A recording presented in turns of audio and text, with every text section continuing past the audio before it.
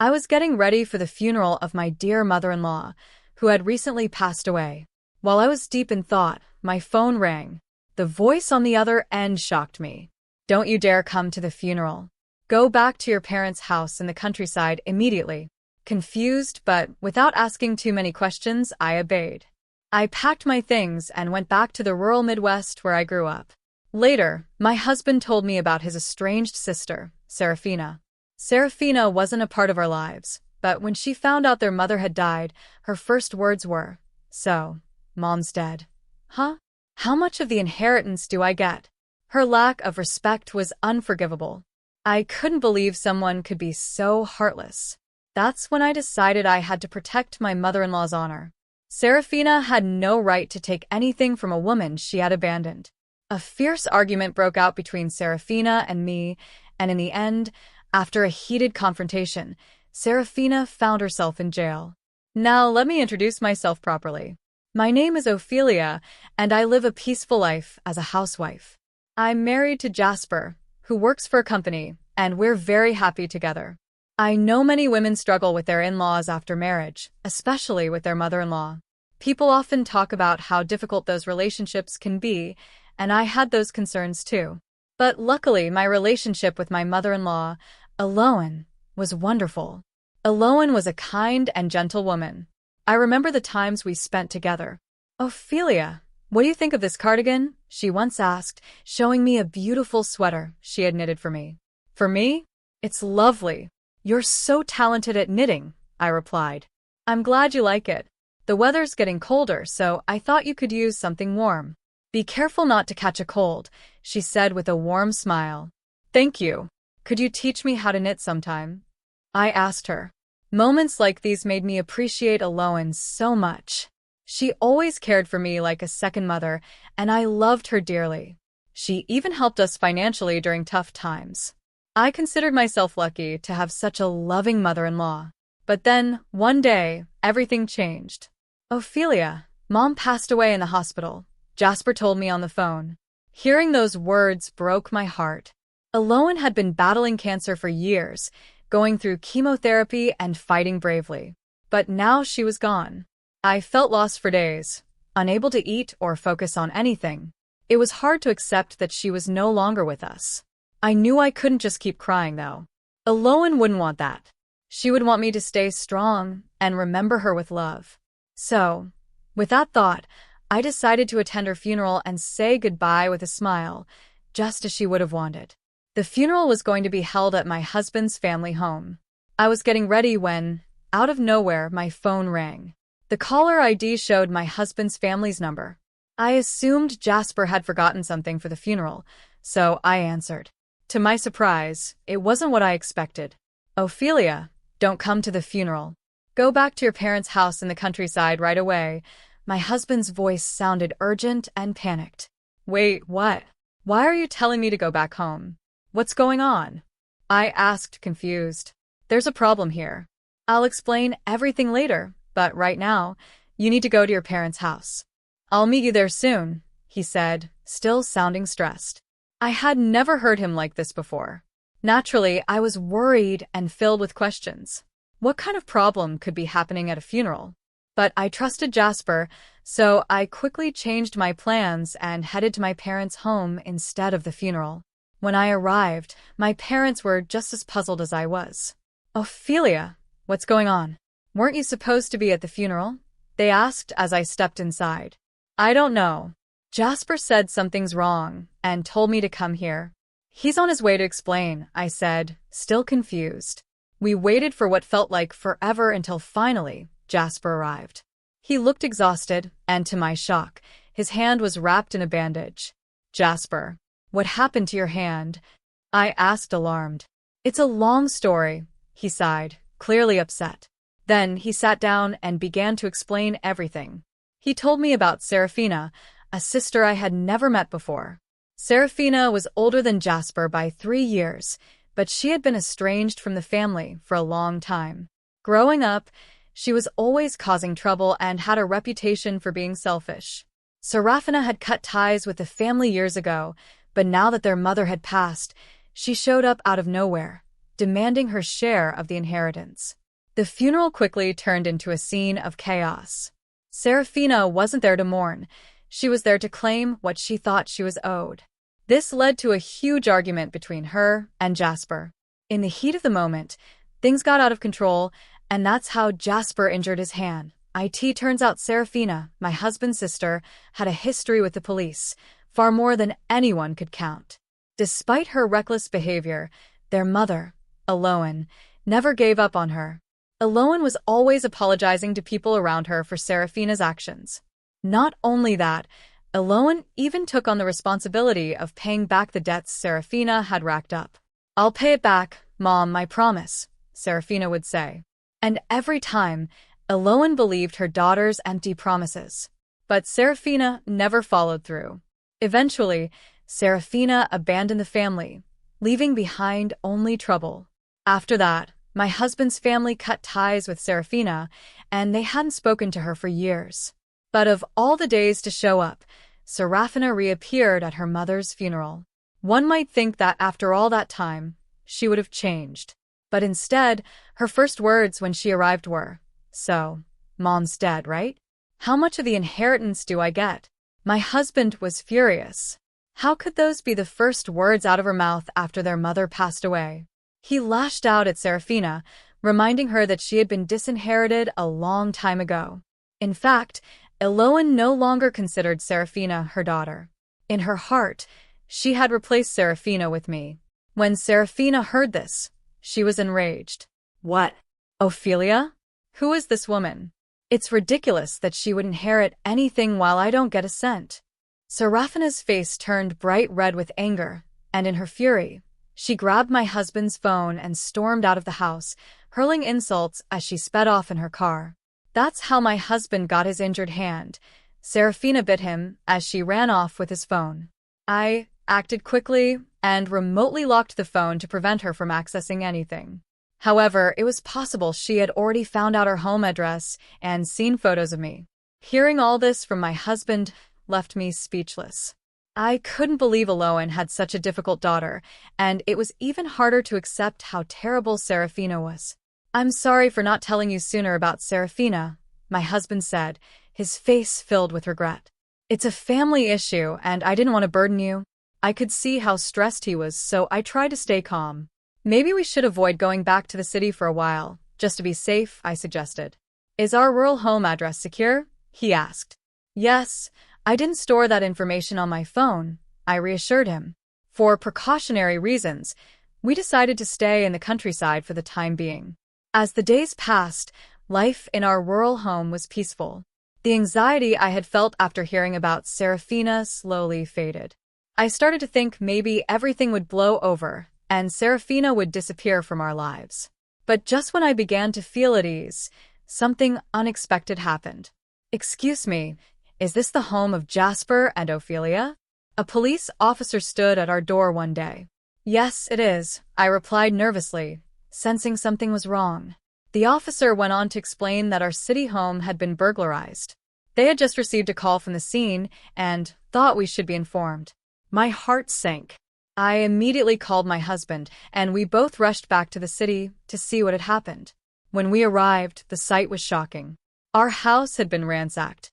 Every drawer was wide open, and it looked like a tornado had blown through. The police officer asked if anything valuable was missing. We carefully checked the house, and while our bank books and other major valuables were still there, a few $100s that had been in a dresser were gone. The officer mentioned that some of the neighbors had seen a suspicious woman hanging around our house in the past few days. She had been shouting things like, "Come out and pay me back, Jasper." My husband and I exchanged worried looks. "It's Serafina," he said, almost certain. We explained the whole situation to the police, from the funeral incident to the stolen phone and my husband's injured hand. Since we had already reported the stolen phone earlier, the police acted quickly. After spending a long time at the police station, giving a detailed account, we finally returned to our rural home. It was nearly dark by the time we got back, but we felt some relief when the police informed us that they had caught the burglar. Unsurprisingly, the culprit was Serafina. According to the police, Serafina had been brazen enough to stay at a hotel near the scene of the crime. After breaking into our house, she went back to the hotel and was even receiving a massage from room service when they caught her. To top it off, she had paid for everything using the money she stole from us. Despite being caught red-handed, Serafina still denied committing the burglary. It was unbelievable how far she was willing to go in her lies. But at least for now, she was in custody, and we could breathe a little easier. I couldn't grasp all the details, but it seemed like dealing with a crime that involved family wasn't so simple. Anyway, we were called back to the police station. Guided by the officer, we entered the room, and there sat Serafina, sulking in her chair. She was clearly annoyed. Suddenly, she blurted out, "Jasper, how could you do this to your own family? It's unbelievable." Serafina didn't show a shred of remorse. It was like she didn't even think she'd done anything wrong. She probably acted the same way during the police interrogation.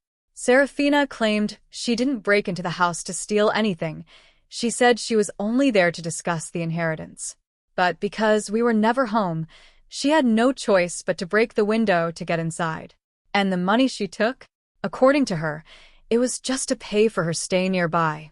In her mind, it was somehow our fault. Her twisted way of thinking left me speechless. The more I thought about it, the scarier it became. Serafina was clearly dangerous, and the fact that she had so much resentment towards me made me shudder. If I had been home alone when she broke in, who knows what might have happened. Meanwhile, Jasper and Serafina were in a heated argument. "You've got some nerve showing up after all these years and pretending you're still part of this family. Give me back my phone," Jasper demanded. Fine. I'll give it back. You locked it right away, so I couldn't even use it properly. Just like you, always shutting people out," she snapped. "But family is family, right? Mom and I cut ties with you a long time ago," Jasper shot back. "You have no right to anything, including Mom's inheritance." "Oh, that?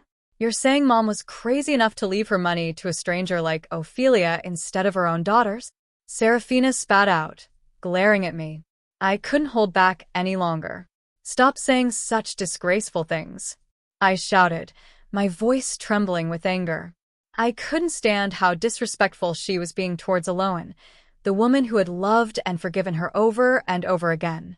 Serafina turned her gaze to me, her eyes full of disdain. "You're Ophelia, right? The one who stole the inheritance that should have been mine." "I didn't steal anything." I tried to defend myself, but her intense stare froze me. Serafina stepped closer, and I couldn't find the words. She seemed to sense my fear and laughed, as if she had won some twisted victory.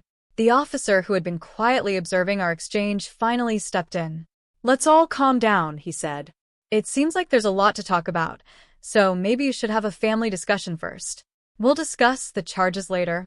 A family discussion was set up at my in-laws' home.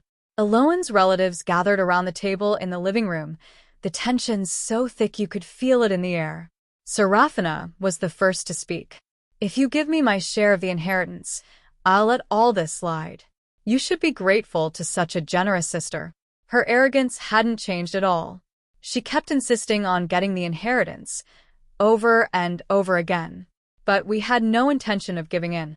"You are disinherited, Serafina," Jasper said. "You're not getting any of Mom's money."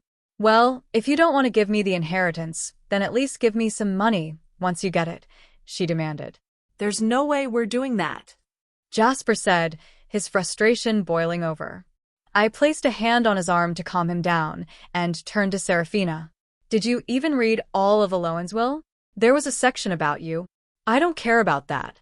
I'm only interested in the part about the inheritance," she replied coldly. "The rest is probably just her complaints about me." "No," I said softly. "She was worried about you." She regretted how things turned out. Well, if she was so worried, she should have left me the money. Serafina snapped. "She didn't leave you the money because she knew it wouldn't help you," I explained. "She knew that giving you money wouldn't change who you've become." "I can't let someone as selfish as you have even a cent of Eloan's inheritance." "You have some nerve," Serafina hissed. "You're not even blood related. And yet you're the one who turned your back on your own family," I shot back. For a moment, Serafina was at a loss for words. Her eyes narrowed, and she glared at me with a look so sharp it felt like a knife. But this time, I didn't back down. "There's nothing more to discuss," I said firmly. "It's time for you to leave." In a flash, Serafina lunged at me, her face twisted with rage. Before she could reach me, Jasper and the other family members held her back. It took only a few minutes for the police to arrive and escort her out. She continued yelling insults, but by the time she was shoved into the patrol car, her spirit had broken. She slumped her shoulders and stopped fighting. Later, I learned that Serafina ended up in prison. Our report to the police had been officially processed, and Serafina was facing the consequences of her actions. It was a sad ending, but it felt like justice had finally been served. Serafina had piled up a large amount of debt from loan sharks, which explained her desperate obsession with getting Eloan's inheritance. She believed it was her only way out. But no matter the reason, Serafina's choices led her to this point. It was clear she was headed for a miserable life, one where she may never truly find peace. She didn't understand what real love or family meant, and now she had to face the consequences of her actions.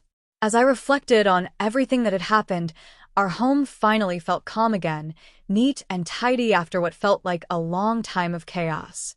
My husband, Jasper, stood in front of a portrait of his mother, offering incense. He turned to me and said, "I'm surprised, Ophelia, at how bravely you stood up to Serafina. I've never seen you like that before." I smiled softly. It was because I reread Mom's will. The truth was, the day before the confrontation with Serafina, I had taken the time to read through Eloan's will again. I hadn't had a chance to really absorb its contents before, but this time I did. The will felt less like a legal document and more like a heartfelt letter. Every word was filled with Eloan's deep love for her family, and it moved me. Despite everything, Eloan had always cared about her daughter. There was no bitterness in her words, only concern for Serafina's well-being. She left this world with a brave heart, full of love and hopes for our happiness as a couple. I thought about how much Eloan must have wanted to help her daughter, even though Serafina had pushed her away. As I stood there holding the cardigan she had knitted for me, I felt tears welling up. I missed her kindness and warmth so much. Seeing me get emotional, Jasper tried to lift my spirits. "Ophelia, would you knit something for me, too?" he asked with a gentle smile. I wiped the tears from my eyes and smiled back at him. "Of course. I'll show you the knitting technique your mother taught me. We'll make something together." That moment felt like a way to honor Eloan's memory, keeping a part of her alive in our lives. She had given us so much more than just material things. She had given us love, support, and strength. We would make sure to live our lives in a way that would make her proud. From then on, I made a promise to myself. I vowed to live a happy, fulfilling life not only for myself and Jasper, but for Eloan's sake too. She had left us her legacy, her love, and her wisdom, and I wanted to make sure we honored that by living each day to the fullest.